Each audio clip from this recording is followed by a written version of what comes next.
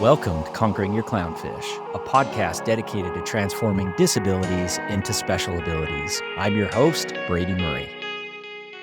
Welcome to today's show. Excited to be able to explore with you something that is heavy on my heart today, and in fact has been for about the last year. It's an episode where I'm going to discuss a special ability. And as many of you know, I'm typically talking about my boys who have Down syndrome when referencing special abilities. But today I'm going to be referencing one of my boys who honestly, when he was born, I thought I was blessed with a typical child. And that's going to be my son, Ridge. Ridge is 14 years old, and I'd like to share with you his journey and our journey in raising our son who has 22q gene deletion.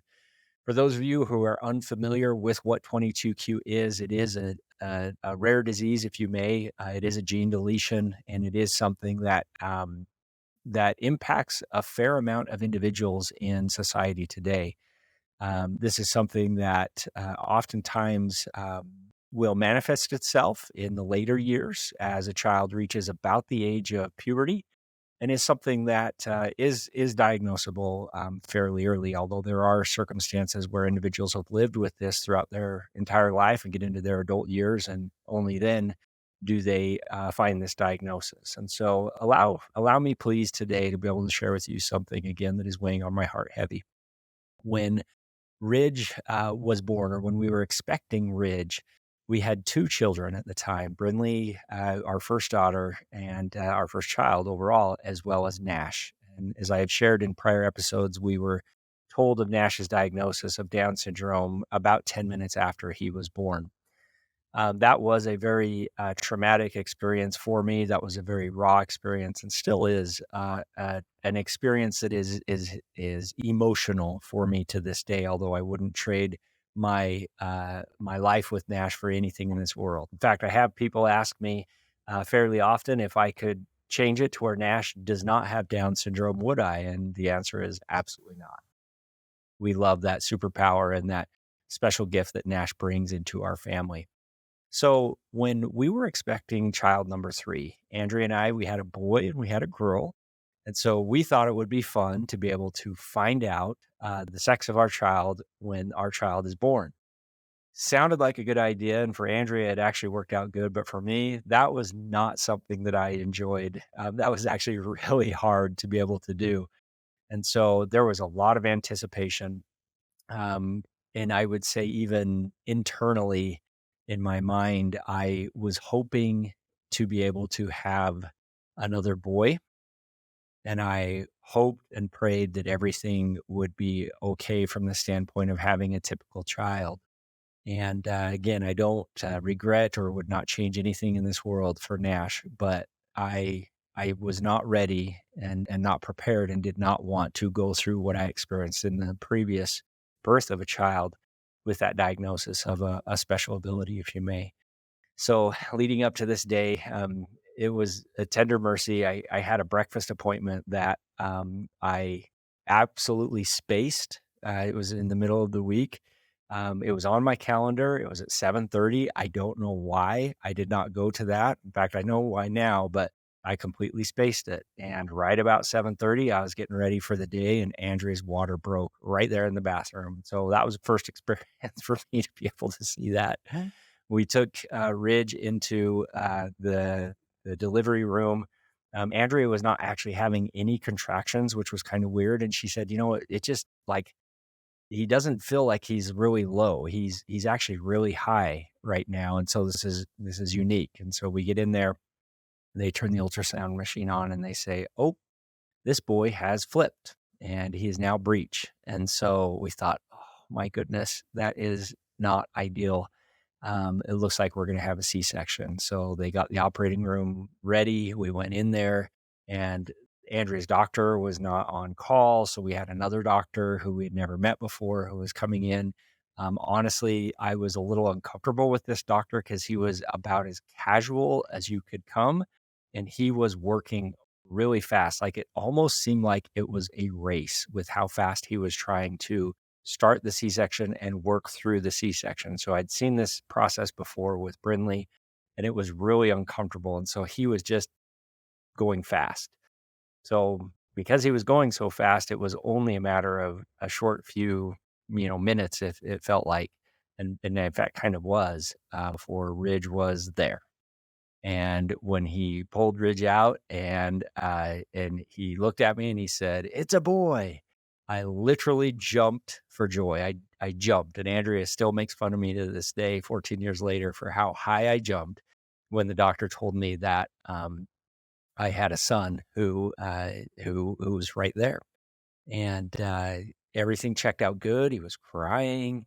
Everything looked great. The doctors checked him out, and I mean, I'm on like hyper alert because of the experience that I had just 2 years later when Nash, or 2 years before when Nash was born, and the doctors were, you know, they realized that this child had Down syndrome. So I was like watching those doctors, watching the nurses, and just like really suspicious and on high alert on if anything was wrong and if everything was okay.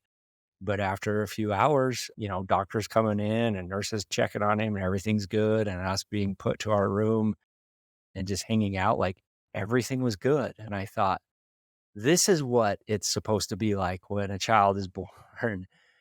For our first child, for Brinley, she actually immediately went into the ICU or the NICU, and was later life flighted because of some lung issues. And so we thought we were going to lose our daughter. And so that was disruptive, as you can imagine. And then obviously with Nash. So this was amazing because we're just hanging out and holding our baby, and Andrea's recovering. And I thought, this is exactly how this is supposed to be. Weeks turned into months, months turned into a year, and everything went great with our son.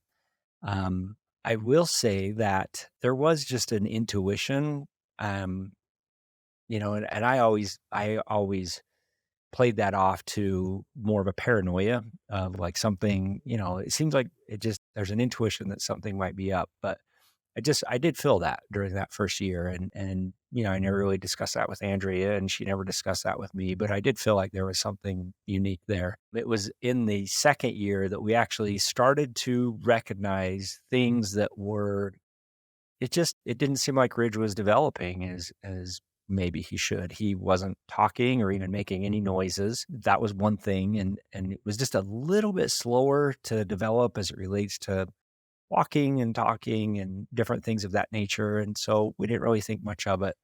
And then came an incident where we did go on high alert. I was at some church meetings early one morning on Sunday. I came home from these church meetings and turned down the street and looked down the street towards my house as I was driving, and I saw an ambulance and fire truck right in front of my house. I slammed on the gas, like pushed on the gas, sped right to my house, got out, slammed the door, and there was an EMT walking out of my house. And so I immediately yelled, like, "What is going on?"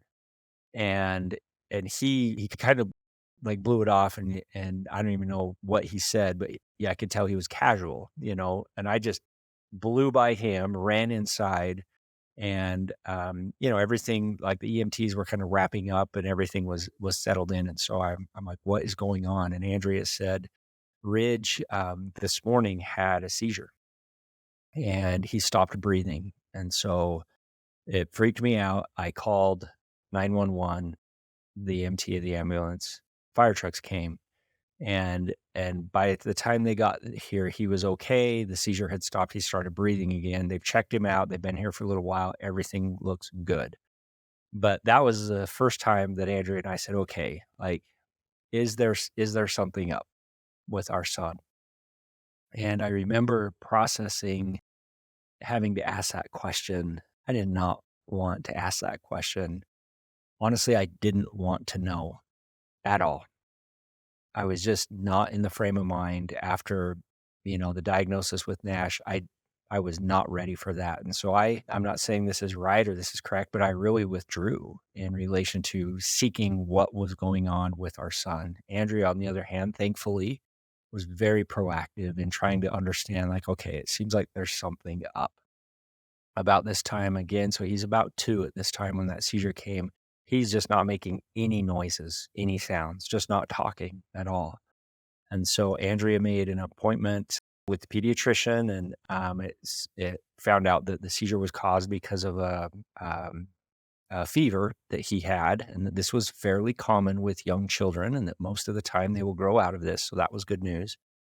But she made an appointment with the ENT as well to see what was going on. It just didn't seem like he was speaking. And so the ENT looked at a diagnosis and found immediately that there was a hole in his soft palate, which made it so he couldn't capture air to be able to make sounds. Like there was no way to make sounds. And if he did, it would be very nasally if he did, but he wasn't. And so the ENT said, let's watch this for a couple of months. A lot of times these will close themselves off. And I said, great, no problem. Good for me. That's great. It's going to close itself off and we're going to live life and get back to normal life. Well, a couple months go by and nothing had changed. So we go back in and the ENT suggested that we do surgery. And that she said it's a fairly routine procedure. I can close that off. That's going to help him with his speech. But then she said that she suggests that we test for what's referred to as DeGeorge syndrome, or more commonly called 22q11 deletion syndrome, or gene deletion syndrome. And that's the first time I'd ever heard of what that was. I did not want to know what that was. Simply the word syndrome freaked me out. I remember the doctor saying, we'll test. Would you like us to test? We said, yes, we'll test when we do the surgery and then we'll get the results back. And so the surgery was scheduled for a few weeks later. I remember the day of the surgery. I didn't even want to be there. And I actually carry a lot of remorse and regret on this, but I didn't want to be there. I volunteered to stay with Nash and Brindley that day. I would babysit and Andrea could take Ridge down. She went down. The procedure went well. And the doctor in the follow-up appointment confirmed a suspicion that she had that Ridge had 22q11.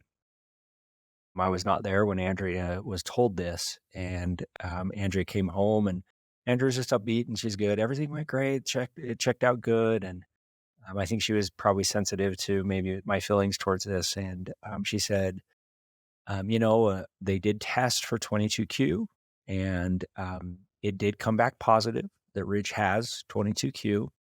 But the doctor told me that, we should just raise this kid like normal, that this is not something we should go Google and try and research out. Ridge is fine. Ridge is doing great. We should really just, carry on. And I took that literally. I did not Google it. I didn't want to know. And I said, I will raise this boy just like any other typical kid, and we will have a great life together. And that's exactly what I did. Over the years,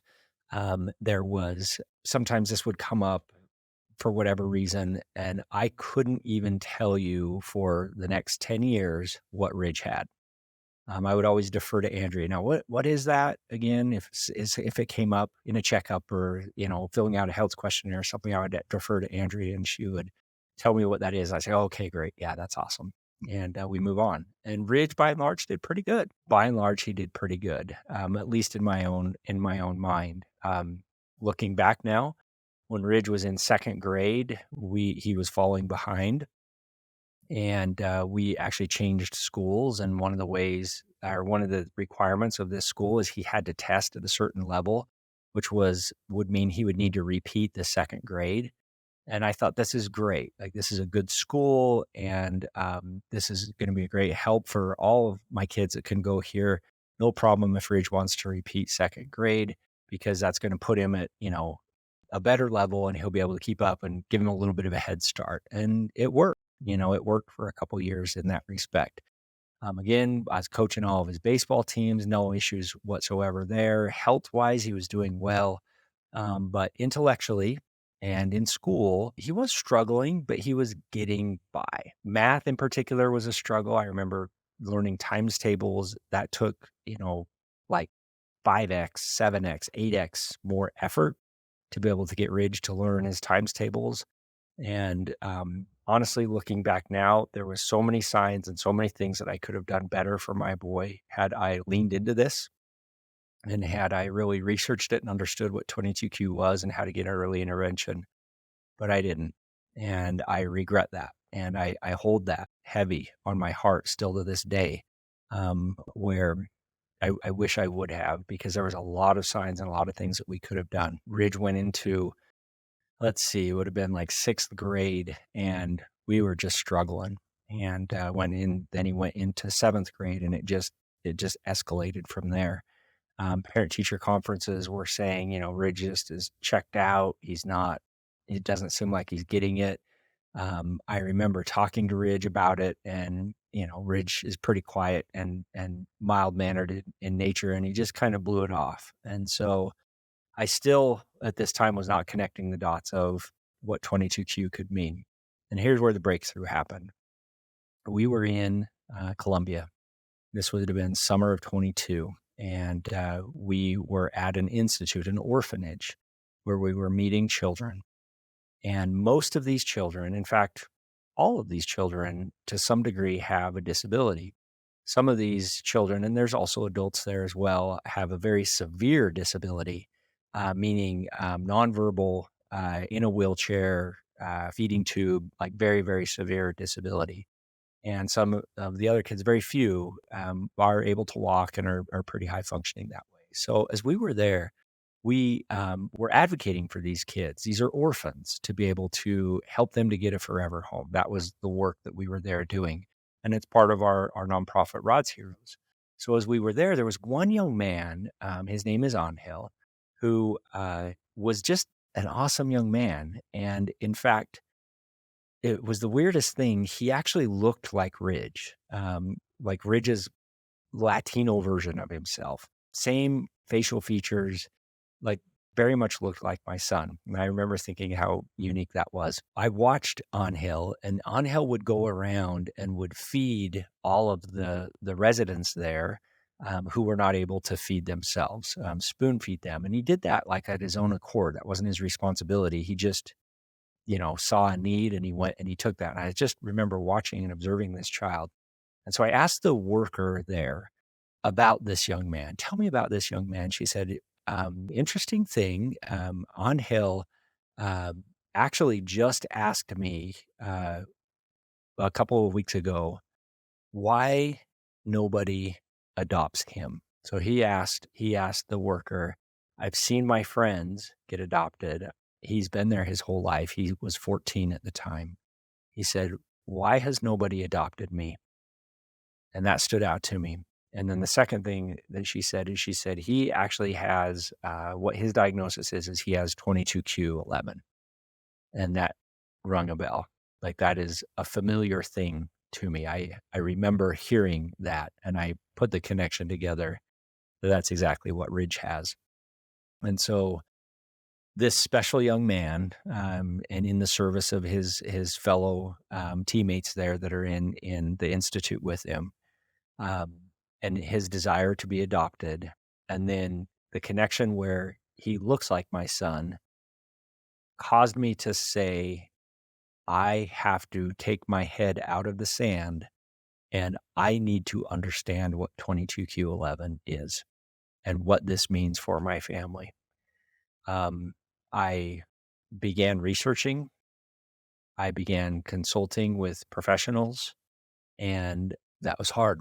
I learned that these kids, that this syndrome, if you may, manifests itself, as I shared, about puberty is when it really hits, and that the gap. So Ridge was always maybe a little bit below his peers as it relates to education.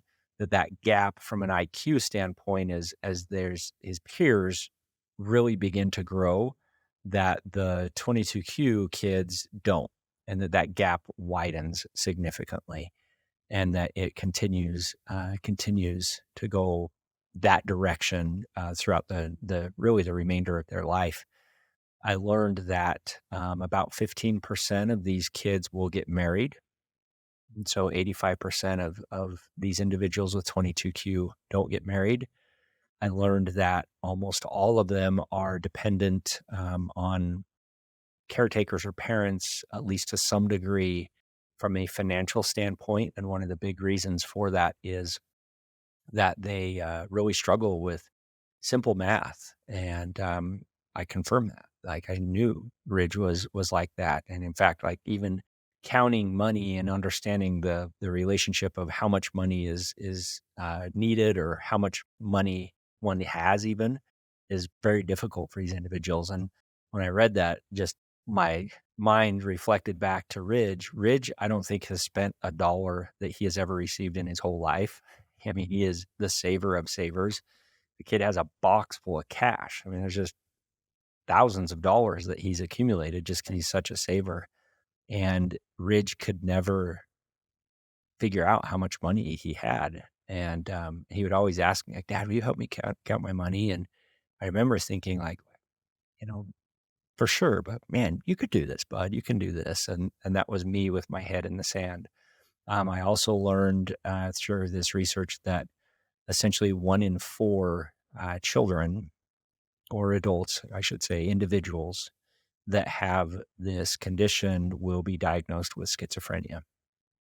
And so this is something that I just have been processing over the last year and learning over the last year. And this is exactly what I was afraid of 12 years ago, because the diagnosis came at 2, that I didn't want to know.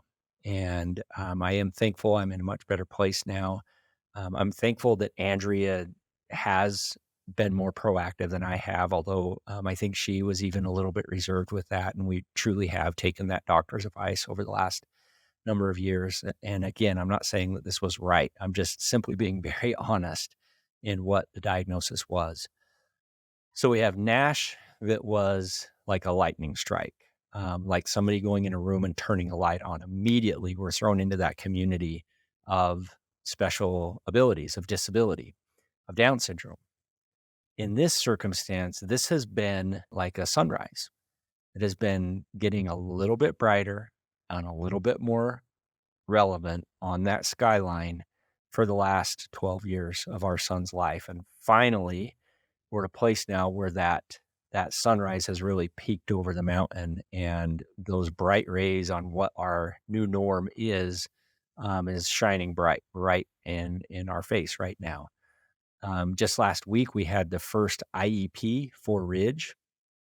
And again, I have just felt so guilty that I have not got Ridge all of the attention and the focus that I wish that I did during this time.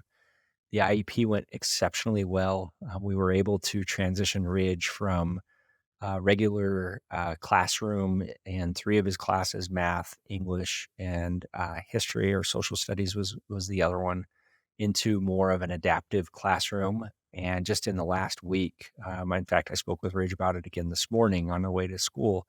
He loves it, and it just is a fit for him. And all of the feedback from his teachers before we made this change was, Ridge seems checked out. Ridge has a hard time following along in class. Ridge doesn't seem to be paying attention. And honestly, it's not that he wasn't willing. It was just the curriculum was so far over his head. He's got so far underwater, if you may, that it was just simply to be able to exist. One thing that Ridge is really good at is he is good at flying under the radar, and he is really good at knowing what the right answers are to say in a situation when somebody's inquiring or asking, just to be able to get by and fly under that radar. And that's a strength, but that's also been a tremendous weakness, because he has by and large flown under the radar for a significant amount of time throughout his schooling and just life in general. So here we are. And honestly, this is a big part of the inspiration for Conquering Your Clownfish is with Nash and with Coop. Everybody sees that disability. You walk into a room and they immediately recognize this child has Down syndrome. With Ridge, unless you're in the 22Q community, you probably aren't going to recognize that Ridge has 22Q. What's unique about it, if you remember, I said Angel looks like Ridge. And as I started to research and look at other kids that have 22Q, the facial features are very distinct, actually, and are very noticeable if you know what you're looking for. And so you line 10 kids up that have 22Q, there's going to be a lot of similar facial features that are going to be existent there with a little bit more sunken eyes and a little bit more pronounced ears, a little bit more elongated face. And it's just so clear and so obvious now that, again, just that weight that I wish I would have known this 12 years ago. But moving forward with Ridge, his unique ability, his special ability, his disability is by and large unseen within society. Society would expect Ridge to function and act and be at the level of exactly what his peers are. Teachers would expect that. Peers would expect that. Parents would expect that. And I know that that is not correct. I know that we need to meet Ridge where he is. And just over this last year, and in particular over these last, few weeks, as we've really worked through the IEP, it's almost like this weight of my son needing to be at a certain level or learn a certain math problem at a certain speed has been alleviated. And it's very empowering. And as I've processed this, I know my son has a divine purpose. I know Ridge has a work to do. I know that some experiences in life we choose. And I also know that other experiences choose us.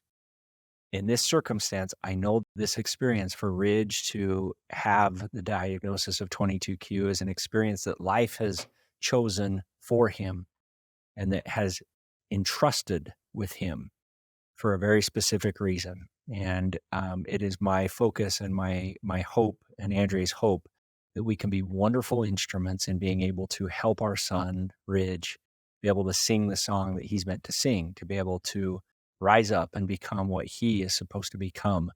Not what the world would expect or what the world would deem is expected for a young man who's 14 and growing, but ultimately what he is supposed to do and how we can be instruments to be able to help him to be able to realize that. So excited to share this journey with you and see how things go.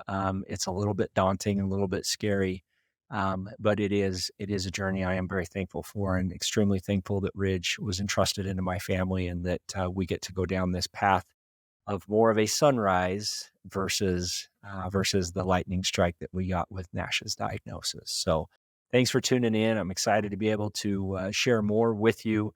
We have some exciting guests scheduled for the coming weeks, and so that will be something that we can all definitely look forward to. But thanks for tuning in.